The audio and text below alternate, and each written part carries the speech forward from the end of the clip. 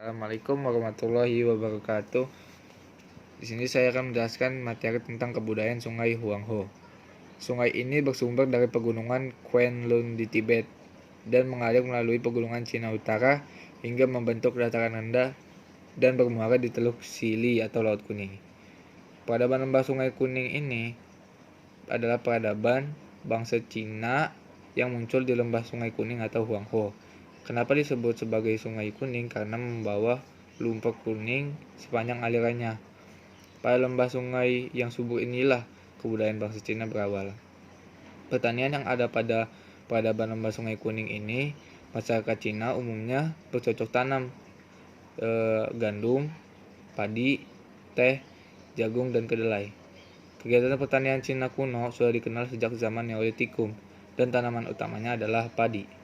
Pada zaman perunggu, prioritas utama pertaniannya adalah padi, teh, kacang, kedelai, dan rami. Pemerintahan yang ada pada zaman peradaban lembah Sungai Kuning ini ada dua, yaitu yang pertama feodal atau kaisar tidak menangani langsung urusan negara karena bersifat sakral. Yang kedua unitaris atau kaisar berkuasa mutlak dalam pemerintahan dan berhak campur tangan dalam urusan politik. Tulisan masyarakat Cina sudah mengenal tulisan sejak 1500 sebelum Masehi yang ditulis pada kulit penyu atau bambu. Pada pemerintahan dinasti Han, seni sastra Cina berkembang seiring dengan ditemukannya kertas. Kepercayaan yang dianut bangsa Cina adalah kepada dewa-dewi yang dianggap memiliki kekuatan alam. Beberapa dewa-dewi yang disembah oleh bangsa Cina yaitu yang pertama Feng Pa atau dewa angin, yang kedua Lei Si atau dewa angin topan yang digambarkan sebagai naga besar, dan ada juga Seisan atau dewa penguasa bukit suci, dan ada juga Dewi Pa atau penguasa musim semi. Teknologi yang ada pada zaman peradaban lembah Sungai Kuning ini sudah terlihat dari pembuatan barang-barang perdagangan seperti barang tambang, batu bara, besi, timah, emas, wolfram, dan tembaga. Dan ada juga hasil olahannya seperti perabotan rumah, tangga, senjata, perhiasan, dan alat pertanian. Astronominya, masyarakat Cina kuno memiliki banyak ahli astronomi yang membantu dalam pembuatan sistem penanggalan. Berkembangnya ilmu astronomi merupakan dasar dari berbagai aktivitas kehidupan bangsa Cina karena sistem pertanian dan pelayaran memerlukan informasi, pergantian, dan perputaran musim. Dinasti yang ada pada peradaban lembah Sungai Kuning atau Huangho ini, yang pertama dinasti Shang pada 1600 sampai 1046 sebelum Masehi, yaitu Kaisar Qin. Dinasti Shang merupakan dinasti tertua di Cina. Pada dinasti ini berkembang kepercayaan kepada dewa Shangti. Dan ada juga dinasti Zhou pada 1046 sampai 256 sebelum Masehi, yang dipimpin oleh Kaisar Zhou. Pada dinasti ini muncul tokoh-tokoh filsafat dan dinasti ini menerapkan prinsip feodalisme dengan pembagian kekuasaan pemerintahan daerah. Filsafat yang ada pada dinasti Zhou dari 3 ahli filsafat Cina, yaitu Lao Tse.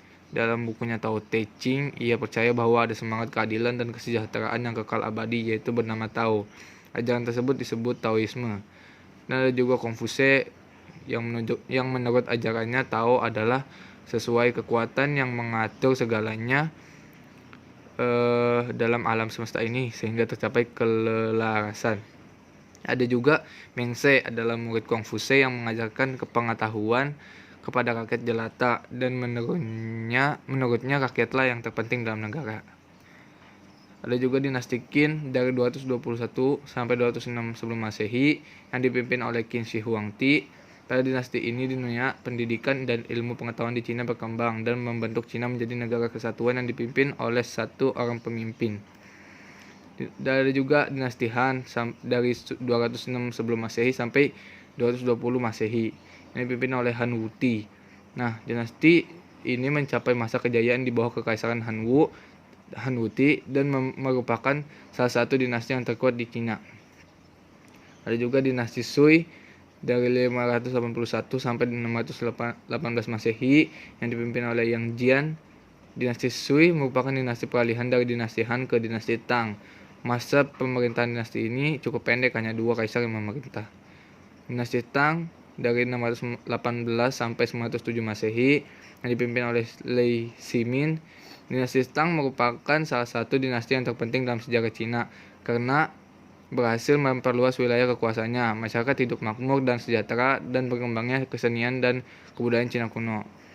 Peninggalan sejarah ada kuil Dewa Beijing yang terbuat dari batu pualam yang dikelilingi 3 pelataran yang indah. Di tengahnya terdapat tangga dari batu pualam pilihan dan atapnya dibuat berlapis 3. Dan ada juga di Istana Gugong, dibangun sangat megah dan indah, tujuannya sebagai tanda penghormatan terhadap kaisar atau raja.